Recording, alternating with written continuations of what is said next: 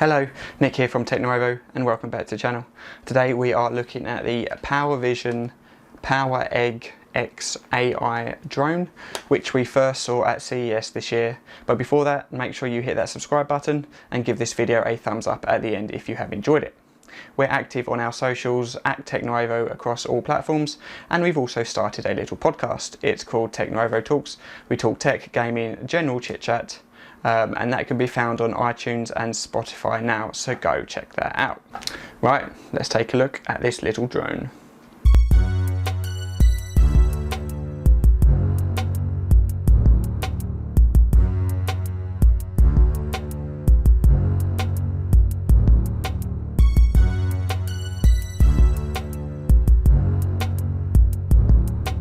Let's start off with the specs. We're talking video footage up to 4K 60 FPS and 12 megapixel stills, 30 minutes of flight time reaching distances of a few miles and circa 30 meters vertically in the air. We've got AI subject tracking technology. The drone can also be used as a handheld camera, and if you buy the accessory pack, you can fly the drone in the rain. The drone comes in its own carry case within a cardboard box. The case is made of polystyrene, it's robust, it's grey, it's got a handle to make it easier to carry, and it's fully moulded, meaning each component fits securely in its specific place. Open the case up and it's full of everything you need to get going. There is no need for any additional purchases such as a controller like some brands do. It includes the drone, both left and right arm propellers, one battery with power adapter, a variety of USB cables, one controller, a wrist strap, tripod adapter, gimbal protector which is already installed, and a variety of spares. As you can see, the drone is egg-shaped. It's got a glossy white finish and the outer casing is made from plastic. There is a cover on the underside. Take it off and things begin to take shape. You will find the camera on its gimbal to the front of the drone, and also a variety of sensors to the underside. There is a single push button and 4 small lights to the top, which shows battery level and turns the drone on. There are 2 small push buttons either side of the drone. Push them in, and then the top section where the button is can be taken off. Below that is the battery, which easily pulls out and gives you access to the micro SD card slot too. Either side of the battery is where you attach either the propeller arms, tripod mount or wrist strap. It's very easy to attach them and they all clip in the same way.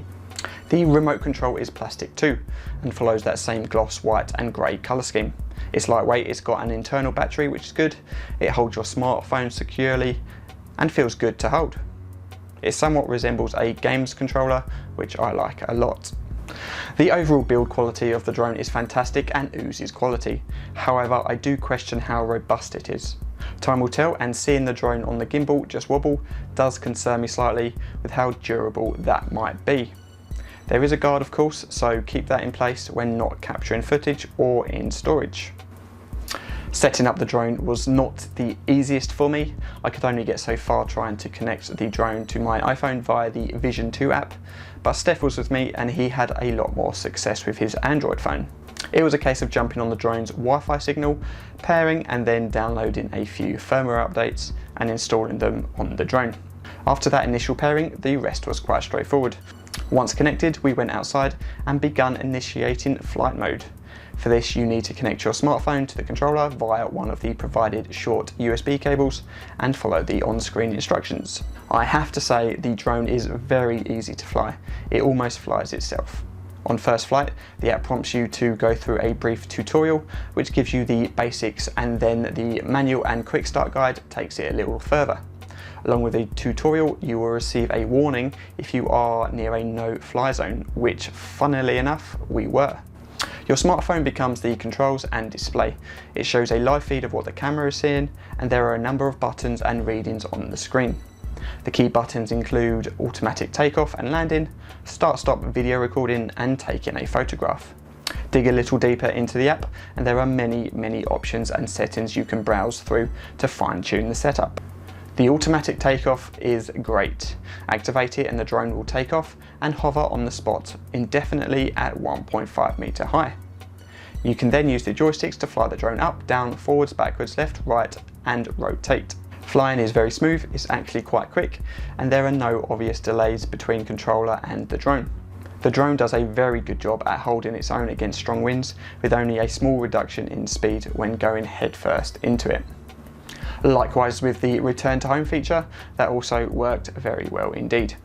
It was fairly accurate and landed within 1 metre of where it took off. As mentioned before, we were near a no-fly zone, and if you hit that invisible no-flying zone wall, controls will stop and you will need to turn around or land. As for video quality, it's pretty good. At its peak, it can record 4K 60 FPS down to 720p to 40 FPS with a max bit rate of 75 megabytes per second, which is lower than some competitors. At 4K 60, you can get that crisp image, add a little bit of slow-mo, a tad of colour grading, and then the end result is the thing of dreams.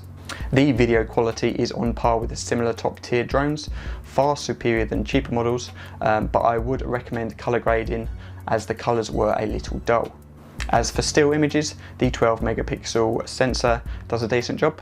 The image is detailed, it's crisp and more than adequate for most situations. I mentioned tracking earlier, and that forms part of the AI on offer with this drone.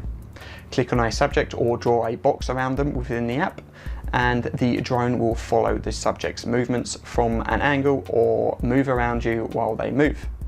You do need at least 3 metre radius clear around you for this to work, but it does work very well and quite fun to try out. The camera can also track hand gestures, which does work, but it's not overly efficient.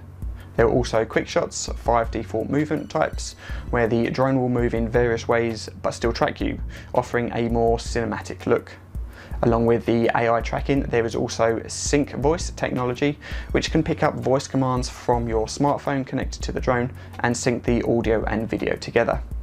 Take the propellers off and it becomes your classic handheld camcorder, and most of the features we've already mentioned are available in handheld mode too. For me, set the camera up on a tripod with the tracking AI and you can create some great content. Although the tracking is wide at 180 degrees, it is limited, and if you go too hard left, right, up or down, you will see the camera casing in the corners of the footage. Lastly, if you go for the bigger bundle, the Wizard Pack, not only will you receive another battery and some additional spare parts, but you'll get the waterproof housing and water landing floats too.